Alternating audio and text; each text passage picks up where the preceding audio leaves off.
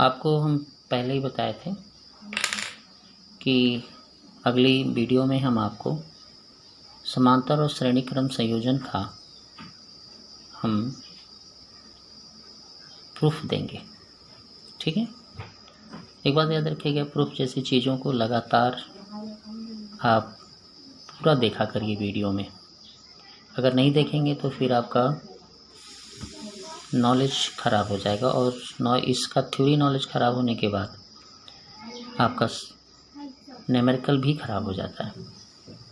देखिए, ये 3 संधारित्र है C1 C2 C3, इसको हमने श्रेणी क्रम में लिखा है। इसी को हम एक क्रम कहते हैं 1 2 1 2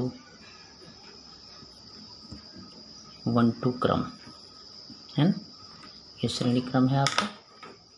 ठीक है, इसमें क्या हुआ है कि पहले आवेश को हमने आवेशित किया है तो इस वाले प्लेट पे धन आता जाएगा और दूसरे वाले प्लेट पे ऋण आता जाएगा। इस वाले प्लेट पे क्या आता जाएगा? धन, और दूसरे पे संगत ऋण। इस तरह पूरा चलेगा। थ्योरी में देखिए क्या हम लिख सकते हैं। जैसे माना 3 संधारित्र,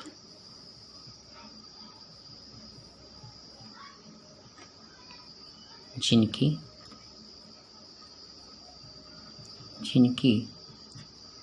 वैद्युत धारिता C1 C2 C3, आप क्रमशः भी लिख सकते हैं, क्रमशः C1 C2 C3 है। इसे चित्रानुसार, है ना, चित्रानुसार श्रेणी क्रम में जोड़ा गया।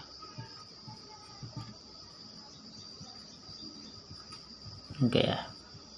ठीक है, जब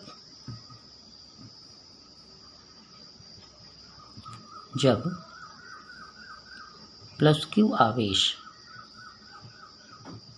से आवेशित करते हैं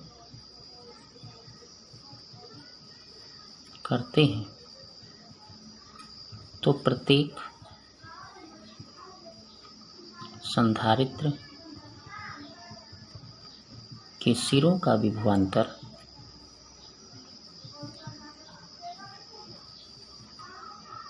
क्रमशः V1 V2 V3 मिले तब। देखिए, आवेश तो सब में एक ही होगा। आवेश का जो मान होगा वो सभी संधारित्रों में समान होगा। अगर हम V1 की बात करें तो V1 बराबर एक सूत्र आप जानते हैं, C बराबर Q बाई V, ये जानते हैं। तो V बराबर क्या लिखेंगे? Q बाई C लिखेंगे। अगर V1 की कल्पना करें तो V1 बराबर हमारा आएगा Q बाई C1, ठीक है, और V2 बराबर आएगा Q बाई C2 और V3 बराबर आएगा Q बाई C3। अगर परिणामी विभव अगर हम मान लें, परिणामी विभव पूरे का परिणामी विभव अगर हम शो करते हैं तो उस समय हमारा V1 V2 V3 जुड़ जाएगा। ठीक है, जुड़ने का मतलब ये हुआ कि ये जो मान आपके दिए गए हैं, ये जो मान आप देख रहे हैं, इन सबको हम यहाँ पे रख सकते हैं। Q by C1, Q by C2 और Q बाई C3 कॉमन ले लेते हैं तो Q 1/C1 1/C2 1/C3 clear हो गया। अब ये देखिए V बाई क्या हो जाएगा? Q, ये हो जाएगा C1 C2 और C3। ठीक हो गया। एक चीज़ और हम आपको बताते हैं कि परिणामी विभवांतर है। V क्या है? परिणामी विभवांतर है या विभव है। Q क्या है? परिणामी आवेश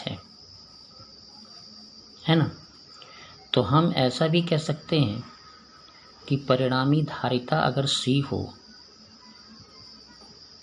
धारिता C हो तो आपको अगर एक संबंध देखना हो तो C बराबर क्या लिखेंगे, Q/V। यहाँ देखिए इसका उल्टा संबंध है, यानी 1/C बराबर क्या लिखेंगे, V/Q। यानी हम यहाँ पे 1/C लिख सकते हैं। ठीक है, ये आपका प्रूफ हुआ। अगर n संधारित्र इसी तरह लगे हों, n संधारित्र जुड़े हों, तो हम 1/C बराबर C1, C2, C3 ऐसे डैश डैश करके Cn तक लिख सकते हैं। ठीक है, अगला प्रूफ उसी का समांतर क्रम संयोजन का हम दे रहे हैं आपको। इसमें देखिए उसी तरह का संधारित्र है C1, C2, C3 और इसको हम श्रेणी समांतर क्रम में जोड़े हैं। इस क्रम का एक और नाम होता है 1 2 2 1 1 2 2 1। ये क्रम बोला जाता है। इसमें होता क्या है कि सभी का दूसरा सिरा एक ही बिंदु से और सभी का पहला सिरा एक बिंदु पर लगा रहता है, यानी दोनों सिरे एक एक बिंदु पर लगे रहते हैं। इस क्रम को हम कहते हैं समांतर क्रम। इसके लिए भी थ्योरी आप लिखना पड़ेगा। समांतर क्रम में खास बात होती है कि सभी संधारित्र के सिरों का विभवांतर सेम होता है, लेकिन उनमें आवेश की मात्राएं अलग अलग होती हैं। हमने दिखाया भी है। अब हम थ्योरी करेंगे तो लिखेंगे, माना 3 संधारित्र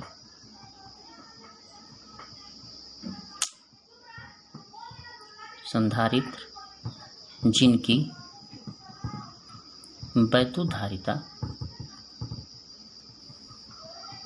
क्रमशः C1, C2, C3 है। ठीक, जो चित्रानुसार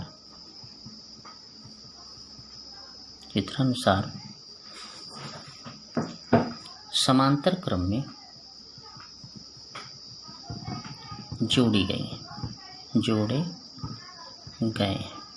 है ना, जोड़े गए। जब इन्हें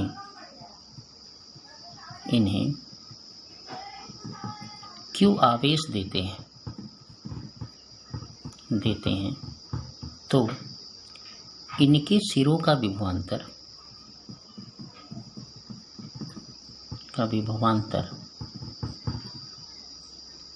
भी प्राप्त होता है ना।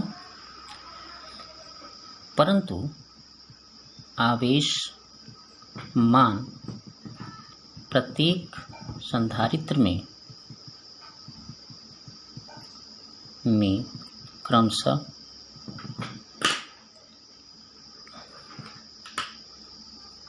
Q1, Q2 तथा Q3 मिलता है। समझ में आ गया होगा, है ना। अब हम थ्योरी को कंप्लीट करेंगे तो हम सूत्र वही लेंगे जो सूत्र आप जानते हैं, C बराबर Q/V, है ना। तो अगर हम Q के लिए करें, Q की बात करें तो Q बराबर हमारा क्या आएगा, CV। अगर प्रत्येक आवेश की बात करें तो Q1 बराबर आएगा C1V, क्योंकि V तो बदला ही नहीं है। यहाँ देखिए V तो वही है सभी के सिरों का। Q2 बराबर क्या आएगा, C2V। Q3 बराबर क्या आएगा, C3V, है ना। परिणामी अगर आवेश टोटल करें, अगर हम मान लें कि हम परिणामी आवेश करें तो सभी आवेशों को क्या करेंगे, जोड़ेंगे। सभी आवेश को हम क्या कर देंगे, जोड़ देंगे। यानी Q बराबर Q1, Q2 और Q3 जोड़ देंगे। ठीक है, जोड़ने के बाद हम जो ऊपर का मान लिखा हुआ है उसका मान हम डाल देंगे, यानी C1 भी, C2 भी और C3 भी। ठीक है, अब देखिए कि इसमें से भी हम कॉमन ले सकते हैं, तो आएगा C1, C2 और C3। Q/V कर लेंगे तो हमारा क्या आ जाएगा, C1, C2, C3, यानी इसको हम इस तरफ लाएं। अब देखिए ये परिणामी आवेश है और परिणामी विभव है, तो परिणामी आवेश और परिणामी विभव के लिए हम लिख सकते हैं कि Q/V परिणामी है तो इसका टोटल धारिता क्या लेंगे, C, यानी तुल्य धारिता परिपथ की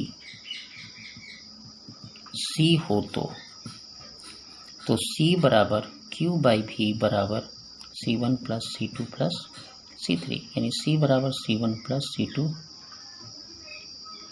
प्लस C3। ये आपका प्रूफ हुआ। अगर कई संधारित्र लग जाएंगे तो उसके लिए जो धारिता का सूत्र आएगा वो C बराबर n संधारित्र मान लीजिए जोड़ा जा रहा है ना, तो ये हो जाएगा C1 C2 C3 dash dash dash n तक। क्लियर हो गया। अब एक चीज़ हमेशा याद रखिएगा कि समांतर क्रम में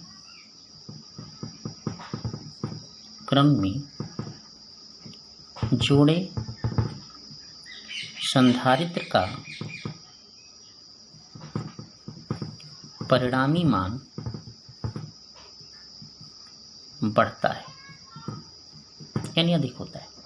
यानी कई संधारित्र को जोड़ करके अगर हम बड़ा परिमाण का धारिता बनाना चाहें तो उसके लिए हमें उसे किस में जोड़ना पड़ेगा? समांतर क्रम में। लेकिन श्रेणी क्रम में जोड़ने पर धारिता घट जाती है ना। जैसे मान लीजिए दो के ही हम अगर 2 फैरेड के 3 संधारित्र को अगर हम जोड़ रहे हैं तो समांतर क्रम में जोड़ेंगे तो 6 फैरेड होगा, जबकि श्रेणी क्रम में अगर हम जोड़ देंगे तो 1/2 1/2 1/2 यानी 3/2 यानी C बराबर 2/3, एक से भी कम हो जाएगा। ये कितना आएगा? 0.66, यानी एक जो पहले संधारित्र था उससे भी कम हो जाएगा आपका। देखिए 2 का हम 3 बार जोड़ेंगे तो 6 फैरेड आएगा समांतर क्रम में, लेकिन जब श्रेणी क्रम में जोड़ेंगे तो क्या हो जाएगा? एक से भी कम हो गया। वो 2 था एक ठो, लेकिन उससे भी कम हो गया। धन्यवाद। वीडियो को आप भगा के कभी ना देखें, पूरी वीडियो अगर आप देखते हैं तभी आपको बेनिफिट मिलेगा इसमें। धन्यवाद।